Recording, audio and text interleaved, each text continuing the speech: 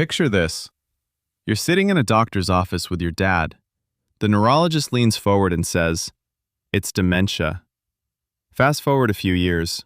Dad still tells the same corny jokes at dinner, but the slip-ups are obvious now. One day, the suffering feels like too much, and the family asks about voluntary assisted dying, VAD for short. They're told he's no longer legally eligible. Here's the question we're exploring today. How much choice do Australians with dementia really have, and crucially, when? First, why this matters. Emma's family isn't alone. Clinicians describe quiet, painful conversations every week. A spouse asks if there's any way to make sure it doesn't get that bad. An adult child wants the paperwork sorted while mom still knows what's going on. Doctors, meanwhile, are already tracking those small but clear slips in judgment. People can still drive to the shops, follow a recipe, even tease the grandkids, yet the medical notes now flag concerns about whether they fully grasp long-term consequences. In other words, two clocks are ticking. The clinical clock, capacity is running out, and the family clock, thinking they can choose later if life becomes unbearable. Between those clocks is a gap most people never see coming. Signpost 1. Advance requests are off the table. A retired teacher in her late 60s once asked her geriatrician, "Can I just sign something now, just in case?" Under every current Australian law, the answer is still no. No state accepts an advance VAD request based on dementia alone. Palliative care teams often arrive when swallowing is unsafe, infections are piling up, and agitation rules the day. By then, the only focus is comfort. Legal doors have already closed. Signpost 2. The rules look clear, the reality doesn't. On paper, it's simple. 2 doctors, set timeframes, multiple safeguards.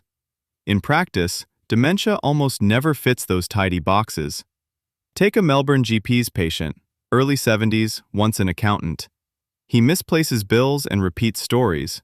He's still cheerful, even chatty, but a capacity assessment shows he can talk values, yet can't weigh long-term consequences. He doesn't meet the legal threshold. His wife walks out with a folder of documents and a silent sense the decision has already been made for them. At the other end, hospital teams meet patients when things are chaotic. A Brisbane geriatrician recalls a woman brought in after falls, dehydrated, delirious from infection. Between bouts of agitation, she pleads not to be kept going like this. Months earlier, she'd told her daughter she never wanted tubes or machines, but her awareness now flickers. No single statement can prove a stable, informed wish, so staff focus on treating infection and easing distress. The daughter later asks why they couldn't even explore other options. Signpost 3. These stories aren't rare. Research backs that up. UniSQ researchers say this is structural, not accidental. Ethicists note people with dementia often voice clear, enduring lines they never want to cross, no longer recognizing loved ones, needing help with toileting, being moved to a locked unit, long before any doctor would label them dying. Yet legally, the VAD clock only starts when death is relatively close. Policy debate is inching forward. Some suggest very narrow dementia-specific directives reviewed by specialists and panels. Others worry about subtle family pressure or about judging past wishes when present-day you seems content singing along at the nursing home. Clinicians navigate that tension daily, respecting the person in front of them and the person they once were. Let's zoom in on 2 bedside moments. In a regional aged care home, a man feared losing his sharp mind more than disability. Years later, he spends sunny afternoons happily gardening, no longer able to manage a phone call, but clearly enjoying routine and company. Earlier statements are on file. Current contentment is visible. Staff and family quietly disagree about whose voice should matter more. Down the hall, a woman with younger onset dementia has impeccable paperwork. She wants her kids spared years of watching me disappear. She's named a substitute decision maker, declined future interventions. Still, none of it can translate into a future VAD request. Her adult son describes a strange task, honoring all the documents while knowing one deeply held wish, how she wanted her story to end, remains legally unreachable. So what does all this mean for everyday life? For families, planning has to happen earlier, much earlier. Conversations with GPs, specialists, and lawyers move from if to how far existing tools can really go. For clinicians and aged care teams, if VAD ever opened to dementia, they'd need more time, training, and support for capacity assessments and conflict resolution. For policymakers, the tension is stark. How do you protect vulnerable people, yet honor what they said when they were clear-headed? Some legal scholars argue older wishes should weigh heavier. Disability advocates warn present comfort can be discounted too easily. Let's put it in plain language. Imagine two neighbors at a barbecue. One quietly reviews her will and care preferences now. The other figures big decisions can wait until it's really bad. Same laws, different timelines. Key point: current rules tie the choice to being able to decide in the moment. That means many who fear late-stage dementia will never reach that point with full legal voice intact. If this sparks a little unease, good. That's curiosity knocking.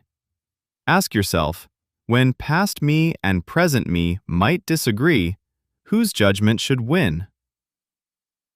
Action steps before next week. 1. Name 2 people you'd want involved in future VAD decisions if you were diagnosed tomorrow. Have you actually told them your values? 2. Check your state's eligibility rules, especially around decision-making capacity.